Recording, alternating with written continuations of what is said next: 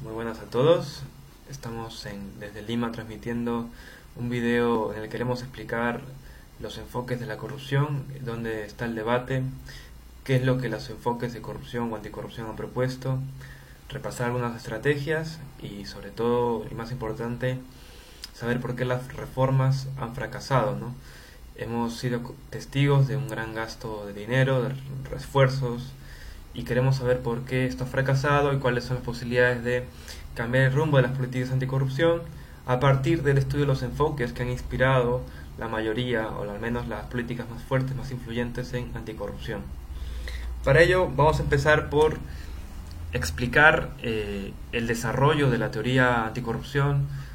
Cabe señalar siempre que en cualquier tipo de video sobre conocimiento, teoría académico, que la teoría no va de la mano de la práctica siempre, es decir, que la teoría no se basa en un mundo abstracto, en un mundo de las ideas, sino que parte de la praxis cotidiana, y además en el estudio de corrupción es algo fundamental porque estudiamos un fenómeno diario que todos conocen. Es por eso que en el estudio de corrupción hay que tener muy en cuenta esta cercanía de la gente, este conocimiento popular y los discursos de populares que existen sobre corrupción, porque no es un tema desconocido, es más bien un tema cercano, especialmente en los países latinoamericanos, y me imagino que los que nos verán saben a lo que me refiero. Esto será como un seminario, bueno, una conferencia introductoria al estudio anticorrupción, ya que he visto y soy consciente de la enorme curiosidad que despierta el estudio, el fenómeno, y esto viene a raíz de la preocupación que además levanta, y que no es poca, ¿no? Y no es poca la corrupción que hay en nuestros países, sobre todo no es poco o es muy significativo la influencia, los daños, las consecuencias que tiene. En las consecuencias ya no me quiero meter, ¿no? Pero sí que es importante quizás señalar que la corrupción no es mala porque simplemente se robe y eso nos genera una especie de juicio moral o una sanción moral y que no nos guste, sino que creo que es importante recordar que la corrupción es muy dañina y muy perjudicial porque recorta dinero, presupuesto para la lucha contra la pobreza, los feminicidios, políticas de igualdad y de justicia social, servicios públicos de calidad gratuitos y universales. Así que podríamos decir que la corrupción es uno de los máximos enemigos de las políticas redistributivas que requieren de un presupuesto, de un esfuerzo, de unas políticas públicas, de unas instituciones, que probablemente se verán deslegitimadas y además como quitadas, de cierto modo, su alcance, ¿no? Para mí esto es lo fundamental. Recordemos, como decía Kofi Annan, en una triste o tal vez decepcionante entrevista que proporcionaba en los 2000, le preguntaban por qué había fallado las reformas o los objetivos de desarrollo del milenio, las políticas, esta gran iniciativa de Naciones Unidas que intentaba, entre otras cosas, acabar con el hambre, disminuir la pobreza, elevar el número de personas educadas, con educación, el disminuir el número de niñas y niñas embarazadas, proveer de agua, un mínimo de servicios para la vida. Él decía que no contaron con la dimensión de la corrupción, no contaban que, como señala Transparencia Internacional, entre un cuarto y tres cuartos del presupuesto, del dinero que va a la cooperación al desarrollo, se pierde en corrupción, simplemente es malgastado, es destinado al bolsillo de privados, ¿no? Y creo que en nuestro país, en Perú y en nuestros países latinoamericanos, conocemos a lo que se refiere con esto, ¿no? Somos conscientes de que el Estado, la cooperación, destina mucho dinero a los servicios públicos sociales y para mejorar el bienestar de los ciudadanos. Recordemos que el fin del Estado es, al fin y al cabo, el bienestar general de la población. Y sabemos que este presupuesto se va en un alto grado a destinar a bolsillos de aquellos que ya tienen dinero, ¿no? De que aquellos que no lo necesitan en absoluto. Entonces, dado esta introducción, ¿no?, de por qué es importante el estudio, sobre qué pilares se descansa y cuáles son sus consecuencias para mí más importantes, además de contribuir a la delegitimación de la democracia, ¿no?, y de ahuyentar la participación ciudadana en las políticas públicas, creo que la corrupción ha pasado como fenómeno de estudio, como objeto de estudio, un proceso como cualquier otro, ¿no? Como quien estudia el, el urbanismo, la geografía, el delito, la pobreza, el fútbol, todos esos objetos de estudio se han tocado desde muchas aristas, desde muchos enfoques, ¿no? Desde la sociología, desde el derecho, desde la ciencia política, desde las matemáticas, desde la economía. Y bueno, han tenido también, últimamente han tenido también etapas de estudios multidisciplinares, ¿no? Esto pasa como cualquier fenómeno social que nos enfrentemos, ¿no?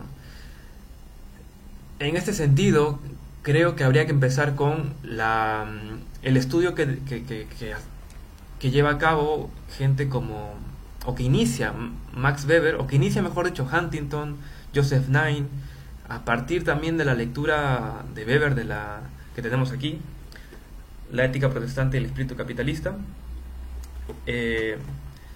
Claro, la tesis de este libro es que el capitalismo y su forma de funcionar tiene mucha más, se articula mucho mejor con la moral protestante, con el estilo de vida protestante, básicamente porque a priori existen ciertas, vamos a decir, capacidad de trabajo, una especie de adoración o de priorizar el trabajo por sobre otro tipo de actividades humanas para la consagración personal, ¿no? Para pasar al más allá de forma tranquila. Es muy importante la cuestión material en la ética protestante, es decir, cuánto dejamos a nuestras generaciones, cuánto dejamos a nuestro entorno. Dios no te perdona porque digas me arrepiento, Dios te perdona porque no vuelves a cometer los mismos errores y eres capaz de contribuir al bien de tu comunidad. También tiene que ver con la capacidad que los protestantes tienen de colaborar o hacer cooperación entre ellos mismos en torno no solamente a valores e instituciones religiosas, sino instituciones que probablemente se puedan ver como anexas. Esto es muy importante para que entendamos que esta teoría dio pie a que mucha gente, muchos académicos como Huntington o Joseph Nye, coincidieran en que había un componente cultural o religioso que impedía a algunas naciones desarrollarse e impedía a algunas naciones, ¿y por qué? Por la corrupción. Es decir, existían como ciertas religiones que eran más corrompibles que otras. Entonces, claro, el cinismo cristiano, la capacidad de he matado a 1000 personas, pero pido perdón y me perdona Dios, o pago un diezmo y me perdona el cura, esto daba pie a comportamientos no deseados para un régimen administrativo dentro del Estado, ¿no? Es decir, cumplir las leyes del Estado, cumplir la ley de, bueno, la legalidad, la imparcialidad, etcétera.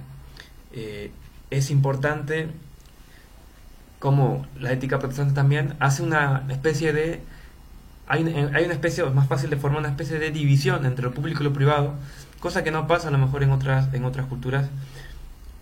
Vamos a decir que hay elementos de facilitación, pero algunos se lo tomaron muy a pecho, fueron muy allá con la afirmación. De hecho, Huntington en 1968, en una suerte de predicción culturalista o de determinista cultural, señala que los países mulatos, él dice que, entre otros, Cuba, Haití, Panamá, República Dominicana, tendrán más dificultad de desarrollar sus instituciones y por ende también bajar los niveles de corrupción que los países indios, en los que incluye México, Bolivia, Perú, Colombia y Guatemala, y los países mestizos, que serían Chile, Argentina y entre otros de Centroamérica.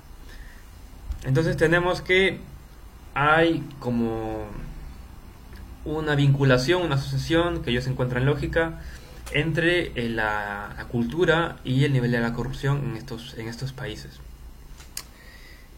Joseph Nye empieza una reflexión también en ese sentido, creo que en 1967 o 75, pero tiene un estudio sobre corrupción y él señala que habría que ir más allá. Sugiere que la cultura no lo explica todo, ¿no? Y que de hecho en diferentes naciones se trataría de un tema más de otro estilo, ¿no? Hay estudios académicos como el de Inglehart, que lo voy a poner debajo del video, donde señala que existe una correlación también entre religión y corrupción, donde los países protestantes tienen menos corrupción y los países más católicos y musulmanes tienen más corrupción. Ese estudio después de 2 años fue falseado, fue desmentido, sobre todo por una mujer iraní, economista, se llama Shadavia, donde hace otro tipo de correlación. Primero señala que esta correlación no tiene sentido, que hace una nueva correlación con nuevos países, más países, y señala que la correlación es muy débil. Y por esto entraría el factor de la diversidad religiosa como un factor que quizás pueda explicar algo, pero ella señala, no tiene mucho sentido el debate. ¿Por qué? Porque en las sociedades de hoy no son las religiones las que imponen o las que crean preferencias y moral colectiva, ¿no? Bueno, la moral siempre es colectiva, pero sí, no influyen en las preferencias y en la moral de la sociedad, sino que son otros tipos de instituciones los que hacen esto, ¿no? Otros tipos de instituciones que crean hegemonía, como diría Gramsci, hegemonía en lo cultural. ¿Cuáles son? Lo mismo que diría Gramsci también, ya todavía parece que es gramsciana, ¿no? La televisión, los medios de comunicación, las universidades, los intelectuales. Pero sobre todo ya señalan los medios de comunicación como quizás un factor más influyente que la religión, pero nadie se ha puesto a cuestionar los medios de comunicación como una especie de factor determinante para el nivel de corrupción. Es entonces cuando hay un consenso en la literatura y se señala que no hay ningún tipo de correlación significativa, ¿no?, entre corrupción y religión. Entonces, esta es la buena noticia, digamos, o una buena forma de acabar esta discusión, es diciendo que efectivamente, y creo que afortunadamente, la cultura, el clima, lo que algunos llaman raza, lo cual no existe, pero no quiero explicar por qué no existe, la etnia, el fenotipo, ¿no?, el que yo parezca más mestizo, más blanco, más indio, no influye en que sea más corrompible, no tenga una estructura cerebral más preestablecida, predeterminada, con tendencia a la corrupción, a romper la moral, a romper la ley, a hacer lo que a mí me da la gana, sino que tiene que ver con otras cosas. Entonces, tenemos que no existe este tipo de correlación, que Huntington y Nye cometen un error en los 60 y se dejan envolver por ese determinismo cultural que ha impregnado las ciencias hasta los 80. Y justamente en los 80, buenas a todos, se ha cortado el video, pero continúo con lo que decía antes.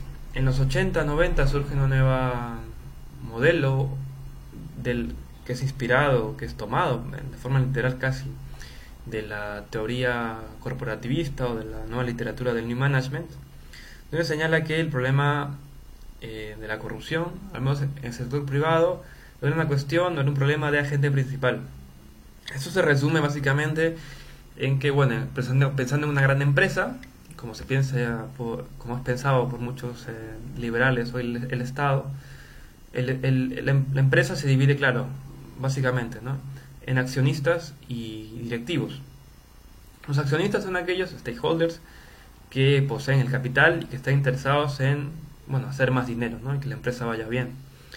Son los principales interesados. No tienen un sueldo fijo o una renta fija, una renta por los capitales fijo de la empresa, sino que cuanto mejor lo haga la empresa o sus trabajadores, los directivos, más capital ellos perciben. Son los más interesados en que las cosas vayan cada vez mejor. Eso dice la teoría. Los directivos, en cambio, tienen un sueldo fijo. No importa mucho si lo hacen muy bien, regular, o básicamente tienen más asegurado su puesto de trabajo, su ingreso mensual. Y bueno, esta división habría, ¿no?, los accionistas por un lado, que muchas veces dejan el capital invertido, y los dirigentes directivos por otro, que hacen trabajar a la empresa, ¿no?, que son los que trabajan en la empresa y que la hacen estar viva. Esta división, además, señala o es la base para decir que los accionistas son los más interesados en saber qué está haciendo el directivo, ¿no? De hecho, hay un problema de información donde se señala que el directivo tendrá más información que el accionista, siempre, porque está en el mismo trabajo. Y es el directivo el que tendrá más margen de discrecionalidad con el dinero, porque es el que maneja los ingresos de la empresa, ¿no? Es el que maneja, es como son los gestores de la empresa, en cierta forma. Hay una mesa directiva siempre, ¿no? Los accionistas, en cambio, no están en el día a día de la empresa y están interesados en controlar y en saber qué pasa con sus empresas, su dinero, al fin y al cabo, ¿no? Es por eso que existe una especie de clash, ¿no? De tensión, de conflicto entre los accionistas y los directivos. Los directivos, como sujetos individuales, van a buscar el máximo beneficio, por eso podrían tener comportamientos corruptos, y los accionistas, en cambio, más que comportamientos egoístas, estarán interesados en aumentar el volumen de capital de la empresa, porque eso repercute en su dinero al final, en términos generales. En definitiva, se inician o se proponen una serie de medidas de contingencia para que los accionistas tengan más control sobre los directivos. Por esto se crean viene la transparencia, viene también nuevas formas de sanción a la corrupción y más instituciones de control. ¿Por qué? Porque en este enfoque, agente principal, que también podría pensarse o viene también acompañado por un marco conductualista, este enfoque es economicista, sobre todo es racionalista, vamos a decir, parte de la rational choice, que desde mi punto de vista lo explicaremos por qué está tan equivocada. Ellos creen, ¿no? Los liberales, los teóricos de la rational choice, creen que el individuo es un ser que piensa por sí mismo y para sí mismo, y que solamente quiere para ellos mismos el máximo beneficio, enriquecerse, tener más, acumular más dinero, acumular más beneficios. Ese es el resumen del individuo, del hombre. Entonces el directivo tendrá a bien aprovechar cualquier oportunidad para enriquecerse. Mientras que, claro, los accionistas son gente interesada en cosas superiores, ¿no? Valores superiores o bienes superiores. Así que la rational choice es un enfoque que reduce al individuo, al ser humano a un individuo, ¿no? Tiene unas conductas individualistas siempre, o presupone unas conductas individualistas. Es por eso que el directivo no piensa en la empresa, sino que va a pensar en sí mismo, por y para él mismo.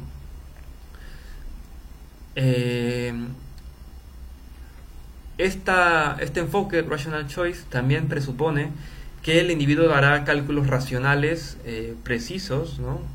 Más o menos precisos, sobre la capacidad o el margen que uno tiene para corromper, y la capacidad que tiene el Estado o la empresa de agarrarlo, pero no solamente de agarrarlo, pillarlo o identificarlo. Son cuatro probabilidades, ¿no? O sea, hay un cálculo costo-beneficio, ¿no? El costo tiene que ver con un cálculo racional, dicen ellos, ¿no? La probabilidad de que te pillen, de que te identifiquen.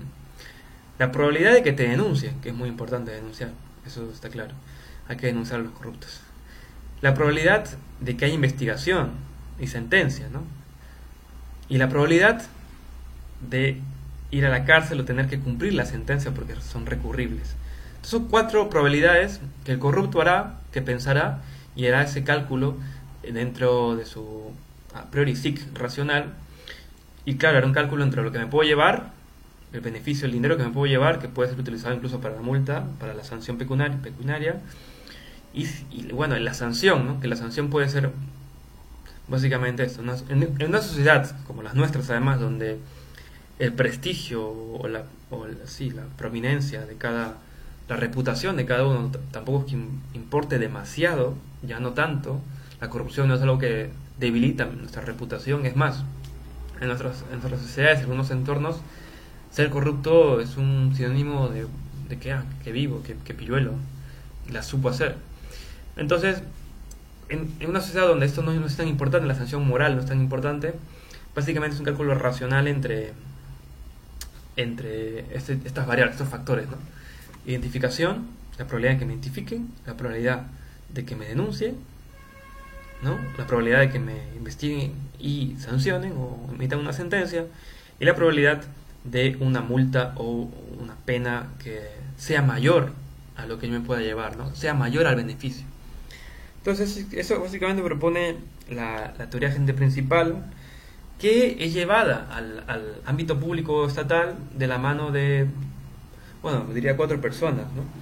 Que Susan Rose Ackerman, es Robert Klitgar, es Lambsdorff, y últimamente un discípulo de ellos, un seguidor, Frederick Boehm, que trabaja en la OCDE y que también sigue predicando esta teoría durante 20 años, ¿no?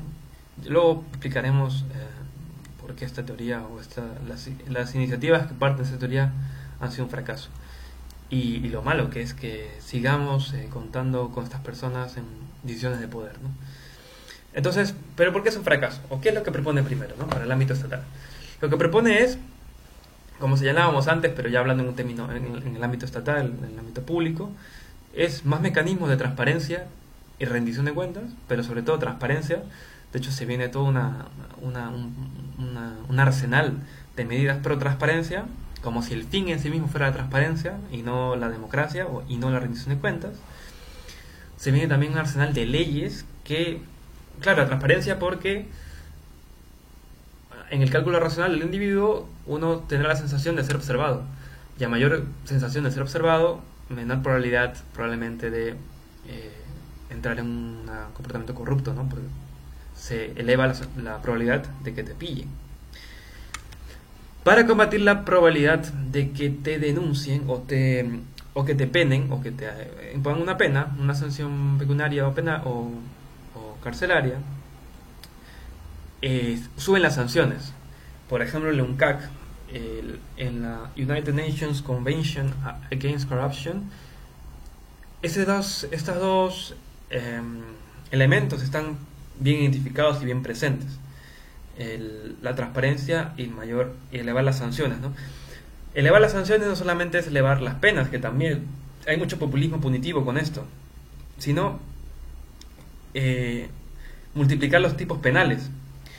Uno que me parece muy polémico, que me parece poco útil, o me parece que, bueno, podría ser muy perfeccionable, básicamente habla el enriquecimiento ilícito. Yo creo que habla más de lo mal que en algunos países llevan a cabo la investigación, que de un real ánimo o una real intención de sancionar al corrupto, ¿no? Creo que si el Estado, la justicia, no es capaz de demostrar un enriquecimiento, claro, estamos hablando, en general partimos de la base de que, bueno, el enriquecimiento ilícito es de un año para otro, ¿no? Pero puede ser en 5 o 10 años. Pero hay una suerte de populismo punitivo, en tanto que, bueno, pues la ley, el partido, el gobierno podría utilizar esta ley para perseguir a personas de forma, ya que no puede demostrar de dónde ha sacado ese dinero, tiene que ir hacia la cárcel, ¿no? Yo creo que convendría al menos investigar de dónde en verdad salió ese dinero, ¿no? Puede que haya delitos más graves involucrados. Si soy un proxeneta, o si soy un narcotraficante temido, pero pues que deberían juzgarme por esos delitos y además por enriquecimiento ilícito. Si me juzga para mí el enriquecimiento ilícito funciona a veces como un comodín, y eso no puede pasar, no podemos permitir. De hecho, el enriquecimiento ilícito no existe en un país europeo como tipo penal, está fuera de todo tipo de código penal. El enriquecimiento ilícito no puedes denunciar a nadie en Europa. Y mucha gente cuando va allí o pide cooperación judicial en Suiza o en Luxemburgo o en España, simplemente no pueden hacer nada porque es un tipo penal que no existe. Y además, nuestras justicias son incapaces de demostrar elementos probatorios suficientes como para abrir una investigación allá. Es decir, básicamente justificar un poquito al menos el delito fuente. Como digo, ¿no? Si no, creo que es importante hallar el delito fuente por cumplir lo mínimo de que merece una persona con sus derechos humanos y su presunción de inocencia, y porque creo que es tan importante o más importante en algunos casos el saber cuál es el delito fuente involucrado. No podría ser ya te digo, trata de blancas, trata de personas, lo cual es muy grave, ¿no? Entonces cabría hacer una investigación ulterior. Bueno, además de la transparencia de instituciones, sanciones, se crean muchas instituciones, ¿no? Yo quería citar al Estatuto Anticorrupción de Colombia, pero cada vez que cierro la cámara se me para la grabación, pero quería señalar que en el Estatuto de Colombia lo que se señala en el 2010, puedo pasar el link si me lo piden, es señala lo siguiente, ¿no? Señala una verdad, una afirmación además brutal, que es dura, donde señala que en Colombia en los últimos años se han creado más instituciones anticorrupción, veedurías, procuradurías, contralorías regionales, locales, etcétera, sin ver ningún resultado, ¿no? Sin ver un resultado palpable, evidenciable, empíricamente demostrable. Y bueno, creo que el Estatuto de Anticorrupción de Colombia dice esto con cierto pesar. Entonces, aún así, ¿no? Se podría decir que el enfoque de agente principal, inspirado también, ¿no?, tomando como marco conductual, marco normativo la Rational Choice, vemos que no ha tenido demasiado resultado en su propuesta de transparencia, más sanciones y más instituciones, ¿no? ¿Pero por qué? Yo diría que si nos ponemos a imaginar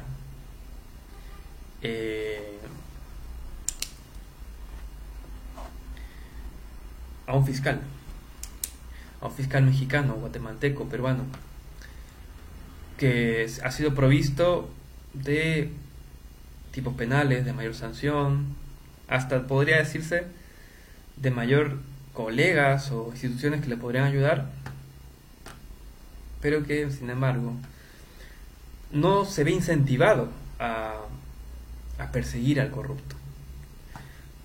Primero porque hay sobrecarga de trabajo, ¿no? Puede ser que haya presiones fiscal, pero sobre todo por una cosa, que es el grado de normalización o aceptación de la corrupción. Es que no hay un grupo fuerte que más bien esté interesado, no que el tipo salga libre, sino que esté preso. No hay ciudadanía. El fiscal no es parte de esa ciudadanía realmente indignada, ¿no?, pidiendo justicia y realmente muy indignado por que tal o cual alcalde o funcionario se ha llevado, no sé, $500,000. Es probable que el fiscal, incluso en su solidaridad de funcionario, decida poner una deuda, una multa, una sanción pecuniaria, que la cárcel, ¿no? Lo cual, pues, o simplemente no se sentencia, ¿no? Lo que ha venido pasando en Latinoamérica los últimos 20 años. Se denuncia muy poquito y se sanciona menos. Entonces, vemos que el fiscal está un poco incentivado a emitir una sentencia firme y dura contra el corrupto. Sentencia proporcional al menos, ¿no? La cárcel, si es que se lleva o si es que así lo demanda la ley, que en la mayoría de casos lo demanda, ¿no? La cárcel y multa y compensación al Estado. El fiscal no está motivado para esto. Por otro lado, a la hora de la denuncia, ¿no? Nos vamos antes. Vemos en nuestro entorno que la gente paga en B, paga sin boleta, no tributa. Hay tramitadores en muchas de las instituciones del Estado. Vemos cotidianamente escándalos de corrupción en altas instancias de poder. Somos conscientes, además, que el privado, básicamente, sobre todo cuanto más grande la empresa, más coima está dispuesta a pagar, más se salta la ley, más corrupta es. Mientras más grande vemos que más corrupta es. Básicamente vemos un montón de actores de la vida social que legitiman, normalizan, reproducen comportamientos corruptos. Salgo de un punto en el cual yo creo que, por ejemplo, me imagino en México o acá en Perú, me imagino en mí mismo, si yo actuara, llegara a un grupo de personas nuevo y actuara de forma legal, siempre proba, ¿no? Siempre una persona que siempre cumpla la ley, que sea siempre honesto, sensato, amable, pero más que amable, bien pegado a la ley, bien pegado a la norma social, o bien pegado mejor a la norma formal, mejor dicho. Probablemente, si conoces un tipo así, desconfiarías de él. Hemos llegado a un punto en el cual el comportamiento no corrupto o cooperar con la ley y la norma formal es un sinónimo de desconfianza, te hace desconfiar de este sujeto. Y tener sus deslices, ¿no? Es como lo socialmente aceptable, entretenido, gracioso, normal. Si yo fuera con esta actitud a México más flexible, probablemente encajaría mejor con muchos grupos en México, igual que en Perú o en muchas partes de Latinoamérica. Es decir, que estamos poco incentivados a denunciar.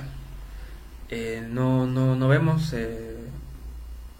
a veces ni siquiera el delito como demasiado grave como para denunciar. Simplemente es un delito más, yo lo haría en su lugar. Si no lo hace él, lo hace el otro.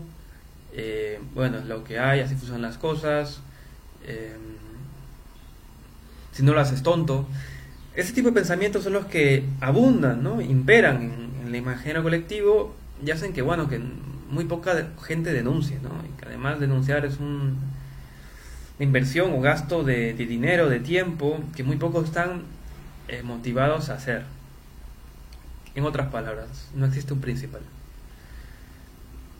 El agente principal parte de la idea de que los accionistas son los ciudadanos y que los agentes son el gobierno, el Estado, pero vemos que esto no se cumple, que esto es irreal, que esto es falso. O sea, que todas estas ideas y propuestas que parten de esta base son débiles, son endebles, no tienen mucho sentido, que digamos, ¿no? Creo que, y yo estoy de acuerdo con eso, ¿no? Lo he visto, voy a linkear mi tesis de maestría, en el cual pongo de relieve que de hecho, a contrario de lo que dicen algunos, que dicen ellos, ¿no? Bowen, Klitgaard, Rose Ackerman, el principal no siempre ha sido ciudadano, ha habido un principal externo, y que es más complejo de lo que ellos piensan. Yo diría que, es un poco naif, ¿no? El enfoque. El modelo agente principal es naif en tanto que considera o da por hecho que existe una ciudadanía informada, activa, vigilante, que busque sanción, que esté detrás del caso a caso. Pero cuando esa es la norma, cuando la corrupción es la norma, ¿cómo un grupo de personas, ¿no?, va a estar interesado en cubrir toda una serie de acontecimientos que pasan diariamente a su alrededor? Es imposible. La lógica te dice que es imposible, ¿no? Materialmente imposible. Entonces, ¿qué dice sobre todo la escuela de Gotemburgo, que parte de la teoría de Ostrom, de la acción colectiva, problemas de acción colectiva. Señala que, bueno, cuando la corrupción es más la norma que la excepción, no hay principal, no hay agente motivado a controlar, a vigilar, a sancionar. Entonces que no es un problema de ley, no es un problema de transparencia, no es un problema de instituciones, es un problema de confianza. Es un problema de confianza en tanto que yo me siento libre de corromper, porque no tengo ningún tipo de expectativa en que vaya a haber sanción, en que mi entorno coopere para que me sancionen. Voy a apuntar. Es decir, en las sociedades donde no hay confianza además porque hay mucha corrupción. Y si hay mucha corrupción, las instituciones no funcionan. Y si no funciona bien la democracia. Y si no funciona bien la democracia, no habrán políticas redistributivas que impulse una política, una sociedad más equitativa, más justa. Es un círculo vicioso, tremendo, ¿no? Que lo vivimos todos los días, ¿no? Que lo vemos todos los días, ¿no? Primero, una falta de confianza generalizada que crea lealtades particulares, no universales. Es decir, que crean facciones, grupos. Por eso es normal, por ejemplo, en el Perú, ver en cierta manera cómo se crean lealtades particulares con mis estudiantes o compañeros de mi universidad, ¿no? Es muy común ver que sobre todo en el Estado peruano cada vez más, tiene cierta predilección por ciertas universidades privadas, y esas universidades privadas que contratan un personal de allí jala a más estudiantes, lo cual es un comportamiento clientelar totalmente, tráfico de influencias a priori, pero que es legal, ¿no? No hay, en este país, en muchos de nuestros países, no existe un reclutamiento meritocrático en absoluto, sino que se tejen relaciones de confianza particulares, lealtades particulares que se reproducen dentro del Estado, lo cual hace más difícil un control entre ellos, un control anticorrupción, hace más difícil también una dignificación del puesto público, no se aprecia mucho, ¿no? Y es más probable el comportamiento corrupto cuando se tienen actores de la misma familia dentro de un mismo ministerio, un mismo sector, una misma área, ¿no? De esto conocemos todos bastantes casos, ¿no? Así que estas lealtades particulares crean menos confianza, ¿no? O crean políticas públicas menos universales, ¿no? No tienen un sesgo universalista, sino que son para Lima, son para jóvenes de cierta clase social. Y estas políticas no universales, políticas públicas, crean sociedades menos justas, menos confianza, instituciones más imparciales, ¿no? Instituciones menos imparciales está también alimentado por unas lealtades particulares. Las instituciones imparciales crean políticas redistributivas menos redistributivas, más particulares, más desconfianza, más corrupción, menos imparcialidad, más lealtades particulares, más lealtades familiares, menos políticas y conseguimos una sociedad más injusta. Y así sucesivamente.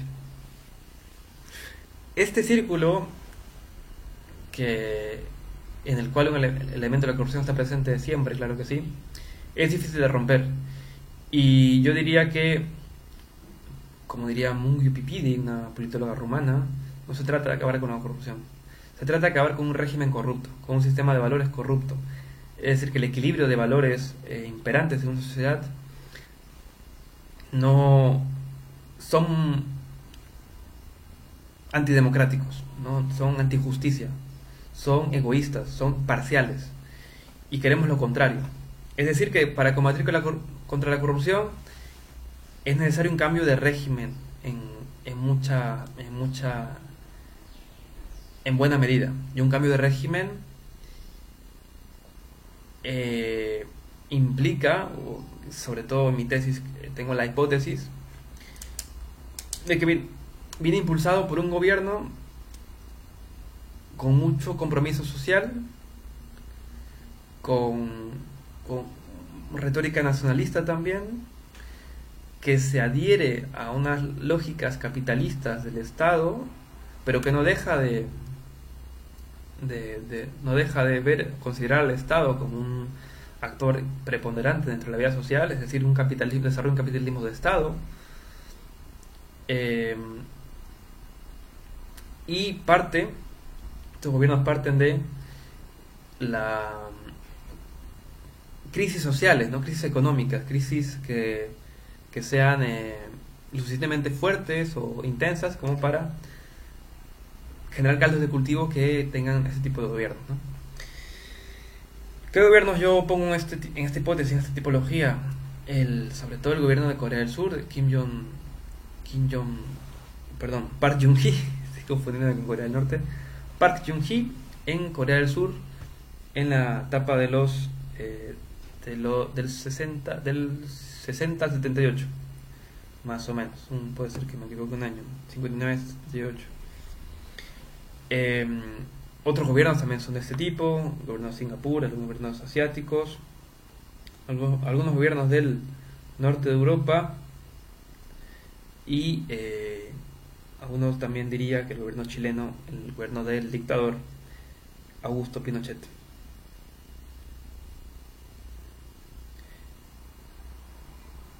Así que, ¿por qué es importante hablar de un cambio de régimen? Bueno, porque es un diagnóstico más preciso, ¿no? Creo que para combatir la corrupción hay que tener en cuenta que la corrupción está normalizada, aceptada, es la norma más que la excepción, que es una cuestión más sistémica. Y bueno, estamos hablando de un problema mayúsculo, no un problema como lo han querido vender los tecnócratas hasta hace muy poquito, ¿no? O lo siguen siendo algunos. Y verlo como un problema realmente integral. Algunos pesimistas también dicen que la corrupción es un problema que es insolucionable. Más bien concentrémonos en luchar contra la pobreza, en otro tipo de cosas. Pero es inútil, o sea, creo que va de la mano. De hecho, una de las principales investigaciones, mejor dicho, evidencias o resultados encontrados, ¿no? Es que en estos países ha habido siempre tres pilares para acabar con este régimen. En estos países, ese tipo de países que han conseguido acabar con este régimen corrupto o combatirlo de alguna forma y conseguir mejor nivel de desarrollo y justicia social, lo han alcanzado a través de tres políticas que no son lo más concretas del mundo, pero sí que son tres políticas clave también para acabar con la corrupción y la pobreza. Una que es, creo que es de sentido común y un consenso, despierta un consenso universal: la educación pública y universal y gratuita. ¿Por qué? Porque esto crea también mayor igualdad social. Entran a la universidad pública ricos y pobres. Entra todo aquel que lo pueda hacer. Pero claro, ojo, la educación pública universal no es solamente de educación superior, sino también primaria y secundaria. Hay que hacer posible que nuestros niños y niñas entren a la universidad sin necesidad de ir a academias o pagar más dinero, ¿no? Porque esto crea fractura social, brecha, diferencias. Nosotros estamos interesados en que haya verdadera justicia y meritocracia en la educación para todos. Es muy importante para romper lealtades particulares de región, de etnia. Hasta algunos señalan que sería hasta de clase, ¿no? O sea, sobre todo en la clase social alta, ¿no? El capital social, como diría Pierre Bourdieu, juega un papel más importante en la clase social alta, ¿no? Muchos ricos que no tienen ningún tipo de mérito académico, formativo, intelectual ni emocional. Bueno, emocional, ahí no me meto. Pero sí dice Pierre Bourdieu que muchos de estos ricos utilizan capital social, es decir, el número de contactos, amigos, amiguetes, para llegar a ciertos puestos de poder, ¿no? Tener una cierta capacidad de ingresos, una posición de poder, de influencia, que les permita sobrevivir o vivir muy bien. A los ricos no les hace falta muchas veces estudiar o romperse la madre, como eran los mexicanos, para acceder a ciertos puestos del Estado, del sector privado, etcétera, ¿no? Sino que hacen uso de su capital social. Pero por eso es importante que ese capital social de clase, que funciona sobre todo para clases superiores, para las clases de arriba, se rompa. Se rompa a través de una educación pública, universal y gratuita. Eso es muy importante. Gratuita para los ricos también, porque los jóvenes hijos de los ricos no es que ellos sean, no es que generen ingresos per se. O sea, pero ellos son jóvenes que también merecen la oportunidad de salir de su casa, de su hogar y no depender de sus padres. Esta política es importante para romper con lealtades, repito, particulares de facción, de familia, de clase social, de barrio. Creas otro tipo de lealtades, bueno, pues académicas, nacionales, etcétera. En ese sentido, bueno, quiero dar un ejemplo, ¿no? Esto era muy importante porque en Corea sigue habiendo, pero había más lealtades étnico-regionales, señalan algunos autores como Hu. Puedo citar, proveer de literatura si así lo desean. Claro, esto reproducía un comportamiento parcial, no imparcial, dentro de las instituciones que deberían ser imparciales, ¿no? Es decir, que yo te facilitaba un trámite o te daba mayor subvención a mi pueblo, a mi barrio, a mi familia, por esa lealtad tan fuerte particular, ¿no? Lo que habría que hacer, bueno, no es destruirla, pero sí conjugar una lealtad de Estado, una lealtad patriótica o patriota, para combatir la corrupción, ¿no? Esto además, que también está enganchado, vino acompañado en Corea con un discurso o con un metadiscurso. No digo metadiscursos porque no hay solamente retórica, sino también hay simbología, hay iconografía y hay ejemplo. Park Geun-hye, se llaman los historiadores, era un tipo que predicaba con el ejemplo y que hacía muchísimo hincapié en la imparcialidad de las instituciones. Hacía muchísimo hincapié en la importancia que tenía el Estado para cambiar la historia del país, cambiar la historia económica, social del país. Park Geun-hye además, bueno, dicen los historiadores que murió con $500 en el banco. De hecho, tenía un dato allí que en un discurso de media hora las palabras más repetidas giraban en torno a la lucha contra la corrupción, ¿no? Eran los elementos más repetidos, y Park Geun-hye lo hacía de una forma además muy directa, muy enfurecido, ¿no? Lo suplicaba a sus funcionarios, a su gente. Eso lo hacía Park Geun-hye.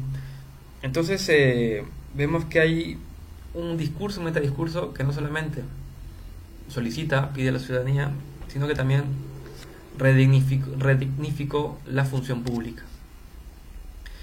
Consiguió crear otra nueva imagen del Estado, ¿no? Pero una imagen que viniera con el ejemplo. El Estado se puso las pilas, ¿no? A través del gobierno, el impulso del gobierno. En este contexto el principal fue el gobierno, no la ciudadanía. Un gobierno autoritario, además hay que decirlo, el dictador, que mató gente, condenable, pero eso no quita que podamos estudiarlo. Y un tercer factor que ayudó para que el Estado también se redignificara, cambiara esa imagen de cara a su pueblo y pudiera corresponderse con estas políticas de educación universal, gratuita y de calidad, es la meritocracia. Una vez tenemos unos chicos y chicas preparados, formados, bien formados, con más allá de la cuestión de clase, que ya no usen su capital social acumulado, sobre todo, como decimos, es un arma de las clases de arriba. Una vez que todos estemos igualados presentarnos de forma equitativa frente al Estado, frente al mismo puesto de trabajo, y hacer meritocrático su acceso, hacemos que, es decir, lo que estoy diciendo es hacer un reclutamiento, una contratación pública de personal meritocrática. Esto como decía, se nutre, se alimenta de una juventud formada, ¿no? Bien formada y además que ha roto en parte lealtades particulares. Esta contratación imparcial era importante para tener en el Estado a los mejores, a los que más lo querían, a los que realmente también valoraban el Estado y lo público, a aquellos chicas y chicos que habían sido becados por el Estado o que habían estudiado en universidades públicas y escuelas públicas toda su vida, y que era una forma de recompensar toda esa inversión que el Estado había hecho en ellos, ¿no? Y que lo iban a materializar en una función a priori no corrupta dentro del Estado. Esto a priori tiene lógica, ¿no? Luego veremos. O sea, luego vemos que no solamente es esto. Hay algo fundamental en lo que sí le doy la razón a los teóricos de la Rational Choice, que es la cuestión del empleo estable y con proyección. Esto quiere decir que en cierta medida existe un cálculo racional cuando tú eres funcionario. Pero más allá con sanciones o de transparencia, creo que tiene que ver más con la capacidad que tiene uno de valorar su empleo. La meritocracia en estos países viene de la mano casi siempre, como también viene en Brasil o en España, en Europa, de un puesto fijo, muy fijo, ¿no? En unos casos demasiado fijo y que crea también ineficiencia. Pero a priori es muy recomendable crear un proceso meritocrático de acceso a la función pública, cuya meta, recompensa sea un empleo, una carrera pública segura, con sus beneficios sociales. O sea, se trata, como lo hicieron en Corea, de redignificar y valorar mejor, ¿no? la función pública, de los profesores, de los funcionarios de aduana, de los policías, de los jueces fiscales, de los tramitadores de tributarios, etcétera, ¿no? Seguros, etcétera. A todos, obviamente con escalas, con tipologías. En España hay 3 tipos, en Brasil hay más, en Corea hay varios tipos de funcionarios, de empleados, incluso hay temporales, eso cabe, no, pero se reduce una pequeña parte porque hay empleos estacionarios, ¿no? Piscinas, por ejemplo, piscinas públicas contratan en verano, no contratan en invierno, piscinas públicas, etcétera, ¿no? Parques que están regados más en una época que en otra, etcétera. Entonces, salvo contingencias de la naturaleza, debemos tender a contratar de forma fija en el Estado. Esto es la gran lección de Corea. Pero ¿qué lógica hay detrás, ¿no? De que tengamos instituciones imparciales? O sea, ¿cuál es el objetivo al final? Es que la democracia funcione mejor, yo creo. Y la democracia funciona mejor en cuanto mejor funcionan las instituciones. Pero ¿cómo hacemos que las instituciones funcionen mejor? Yo creo que tiene que ver con lo que he dicho antes. Educación, metarrelato y meritocracia. Eso a priori es un caldo de cultivo para que haya un mejor desenvolvimiento de la función pública. Pero ¿por qué es tan importante esto como vamos a decir, piedra de toque, como piedra angular, como punto de quiebre? Porque, como hemos señalado antes, el tema de la corrupción en este tipo de contextos, recordemos que en Corea la corrupción era bastante generalizada hasta los 50, 60. Es importante porque, como decía Fredrik Boehm en su libro, en su texto de Big Bang Reforms en Suecia, en una etapa 60-70 de la historia de Corea también, al igual que Suecia anteriormente, hay toda una serie de acontecimientos que pasan a tu alrededor, que lo vives como ciudadano, que te das cuenta que hay un nuevo espíritu, una nueva ola de reformas en las que tú te envuelves, estás envuelto. Ves que hay meritocracia, ves que hay educación, ves que hay instituciones más imparciales, y esto a priori afecta en el imaginario, afecta en las expectativas del ciudadano, ¿no? Hay una mano dura también en cuanto el gobierno impone una mano dura en las sanciones, más que en las sanciones, en la probabilidad de que te pillen, de que te agarren con las manos en la masa y que te boten de tu trabajo, ¿no? Y botar tu trabajo implica un gran daño, ¿no? O sea, el cálculo es: estoy dispuesto a robar puedo darle $200,000, pero estoy poniendo en riesgo un trabajo estable que me puede traer pensión, que me trae beneficios de salud a mi familia, que es prestigioso, que es un puesto trabajar en el Estado es un honor. Ese es el cálculo que hacen, yo creo, más que el de sanción, transparencia. Se trata más de el aprecio al Estado, a la función pública, al trabajo, que creo que además no viene tanto de la mano, como señalan los liberales, de la remuneración, sino que el elemento que afecta más es el prestigio, ¿no? El afecto, el prestigio, que también está acompañado por lo remunerativo, pero que es algo de honor, que es algo un poco menos racional de lo que aparenta, ¿no? Es un valor subjetivo el que le damos a la función pública también, hay algo subjetivo en ello. Y es importante luchar lo subjetivo, ¿no? Luchar que el prejuicio o el juicio sobre la función pública sea distinta, sea algo superlativo trabajar en el Estado. Entonces, tenemos que esto es muy importante para generar confianza. Uno de los objetivos, o decía Putnam, decía Ostrom, decía la Escuela de Gotemburgo, dice Francisco Herreros, un científico social muy importante, para mí clave para entender esto, que la confianza, una confianza que no sea como la de Pierre Bourdieu en particular, sino generalizada, un capital social generalizado, una confianza personal generalizada, no solo hace que se combata mejor la corrupción, porque hay más participación, sino que funcione mejor la democracia, funcione mejor las instituciones, funcione mejor la economía. Es decir, que a mayor confianza yo tenga al desconocido, pero mi compatriota, a mayor confianza, más probabilidades que tengo de cooperar con él. ¿Cuántos de nosotros confiamos a priori en que un desconocido en la calle no nos haga daño, no nos haga nada, cuando vamos por las oscuras, por un barrio clase media, Surco o La Victoria? Tenemos cierto temor. Siempre, casi siempre, sobre todo las mujeres, pero ya cabría analizar también otros factores. Pero a priori somos unas sociedades bien desconfiadas en Latinoamérica, ¿no? Los latinoamericanos confiamos más en el extranjero que nosotros en nuestros compatriotas. Y esto dificulta muchísimo comportamientos de cooperación, o sea, cooperar con los demás. Por ejemplo, si en mi barrio, ¿no? Yo vivo en La Victoria, en Lima. Si en mi barrio, en mi esquina, en mi cuadra, queremos, por ejemplo, plantar árboles en la calle, tener un contenedor de basura o un mejor servicio de luz, y que la municipalidad debe hacer su trabajo por eso, ¿cuántos de mis vecinos estarán dispuestos a colaborar conmigo? Confiarán en mí, confiarán en que yo tengo un objetivo honesto.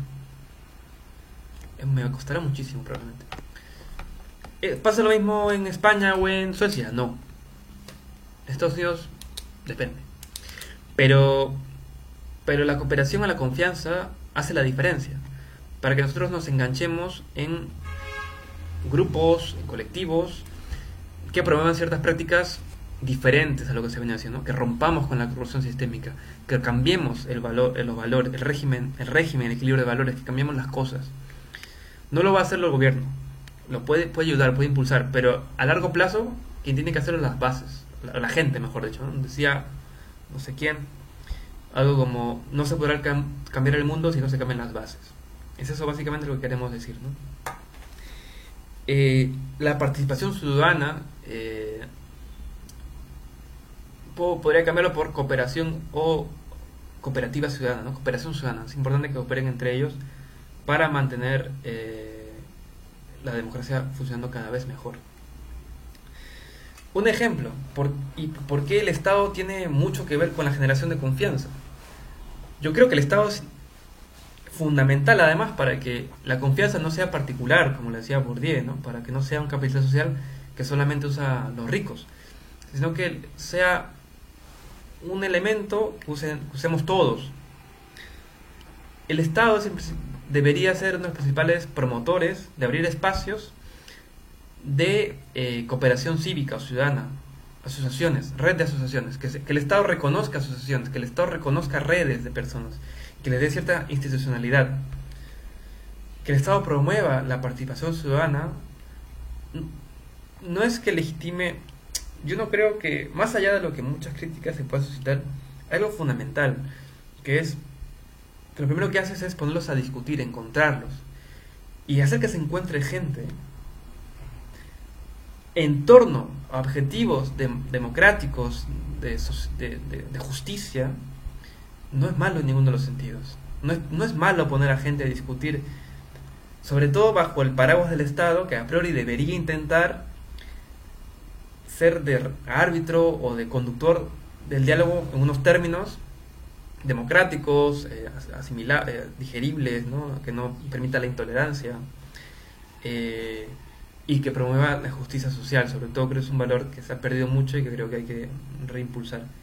Pero a priori eso no es malo. Y el Estado, además de crear espacios, ¿cómo ayuda? ¿Cómo ha ayudado en Corea? Básicamente, ayuda cuando hacen cumplir la ley. Y para hacer cumplir la ley, yo creo que la meritocracia y las otras demás cosas que hemos señalado son muy importantes. Pero creo que el Estado, sobre todo, hace una gran labor cuando se cumple la ley. ¿Por qué? Porque, por ejemplo, cuando tomamos un taxi en un aeropuerto europeo, nosotros,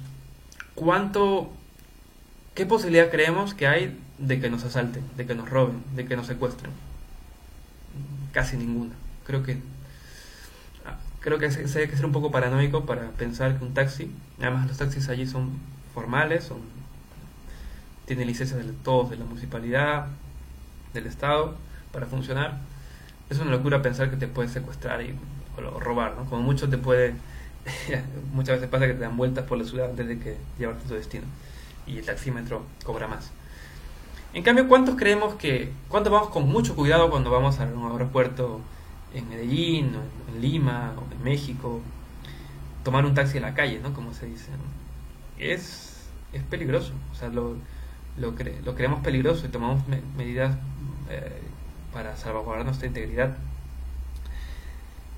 Pero ¿por qué pasa esto, no? Porque yo diría, o muchos dicen, no recuerdo ahora mismo, hay mucha literatura sobre confianza, podría pasarlo, pero hay una tesis que me interesa mucho, ¿no? Que me parece de una mujer, no recuerdo su apellido, pero dice lo siguiente: en esa expectativa diferencial entre los aeropuertos los taxis de Europa y de Latinoamérica, un elemento fundamental es la imparcialidad y la efectividad del Estado. Es decir, tú tienes la certeza de que el Estado va a funcionar allí si es que por algo te pasa algo, ¿no? Además, hay como se da por hecho de que si te pasa algo en Estados Unidos o en Europa, la policía, la justicia va a actuar de forma inmediata, sin pedir coimas, sin ser corrupta. Va a ser justicia. Entonces hace que confíes en el taxista. Tú confías en el taxista, en realidad no porque tú le veas pinta de bueno o malo, que también puede ser, pero sobre todo porque confías en la policía o confías en el sistema de justicia en el país que te encuentras. Es por eso que no tienes tanto miedo, que no desconfías.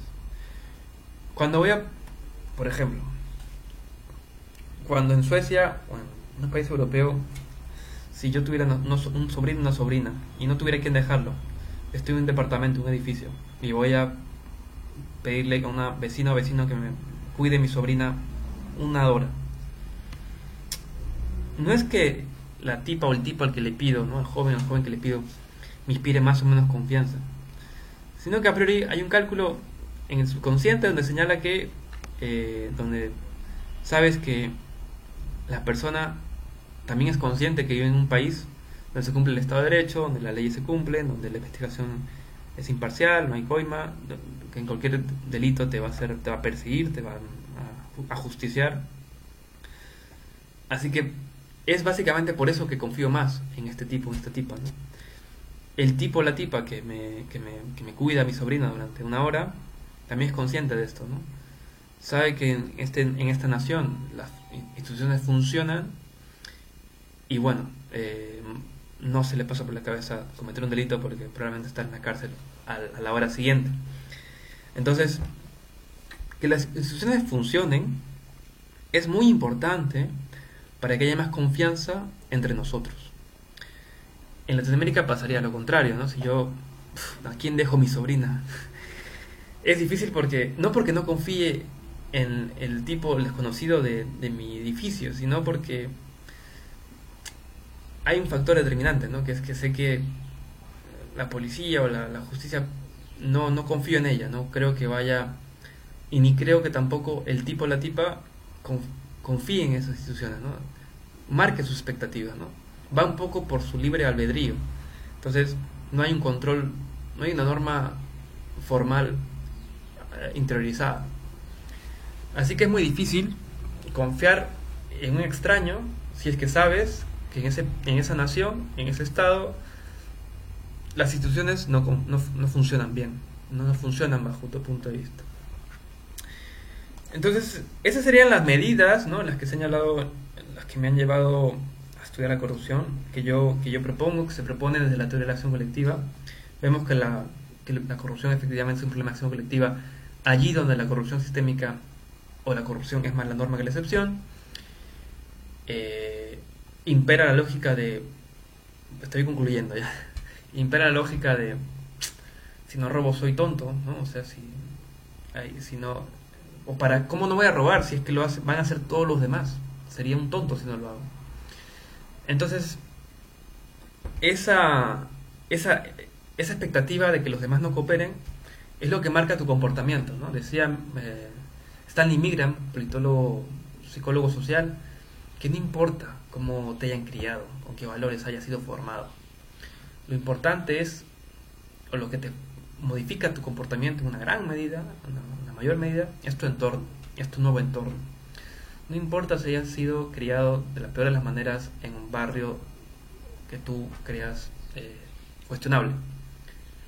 Tú vas a Japón, tú vas a Suecia y a priori eso, las personas, vemos que personas que probablemente en su país de origen se comportan de una manera, en el país donde emigran se comportan de otra. Bueno, yo como inmigrante lo sé muy bien. Hay normas que cumples allí o pautas de comportamiento, costumbres que cumples allí y que no cumples aquí. Y la norma formal es la misma. La norma formal es la misma, ¿no? La norma formal es, por ejemplo, no tirar basura a la calle. No digo que yo lo haga, pero no se cumple, no lo hacen, ¿no? Hay sanciones por orinar o poner residuos en la calle, pero no lo hacen, no ponen las sanciones a nadie, ¿no? Hay sanciones por ir más allá de la velocidad que estipula la ley, pero no ponen la multa se la saltan. Nadie hace que se pague la multa, nadie cierra la empresa. La misma empresa, la TAM o Telefónica, cumplen la ley allá, pero no acá. Saben que las instituciones no funcionan y que además pueden sobornar al gobierno o a la institución de turno. Y así estamos. Es por eso que es muy importante, como decía antes, ¿no? La educación, el metarrelato y la meritocracia, porque tener instituciones imparciales, confiables, con expectativas que se cumplan, hace que tú confíes en el otro ciudadano, en tu par, en tu compatriota. Y la confianza hace la diferencia para comenzar a cambiar el régimen de valores, a cambiar la realidad. Está claro que un individuo puede mellar algunas cosas, cambiar algunas cosas, pero de su entorno, de su ámbito concreto, de su alcance inmediato, pero es un colectivo, es una masa social la que hacen los grandes cambios, sobre la que descansan los cambios de régimen, la transición de un régimen de valores a otro. Es eso básicamente lo que hemos planteado, y espero que todo quede claro. El video me ha quedado largo, pensé que iba a quedar mucho más corto, y sé que algunas cosas pueden haber quedado en duda, sean ampliables, sean cuestionables.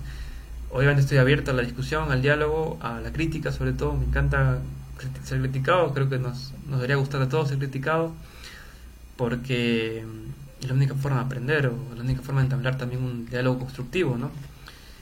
Soy de la máxima de que si no conoces gente o pensamientos diferentes, que cuestionen los tuyos, no habrá cambio. Si tú te crías en tu mismo entorno siempre, pues serás el mismo mediocre de siempre. Muchísimas gracias por ver el video, espero que les haya servido. Si dejan sus comentarios, es un video que he preparado así por mi cuenta, por mis conocimientos. He querido compartir un relato, una historia del estudio de la corrupción. Espero poder continuar subiendo más videos sobre geografía política, quizás, discursos políticos. Soy politólogo, así que esto me interesa mucho. Y que ojalá le sirva. Y también estaré, por cierto, dando un diplomado, coordino un diplomado en estrategias anticorrupción en la Escuela Nacional de Estudios Gubernamentales para los que se encuentran en Lima. De hecho, empieza este 14 de octubre y bueno, lo damos cada 3 meses, así que son bienvenidos todas y todos a matricularse. El precio es bastante cómodo, créanme, y espero que les haya servido de nuevo, ¿no? Muchísimas gracias por ver el video. Soy Andy Phillips y nos vemos en la próxima. Hasta luego.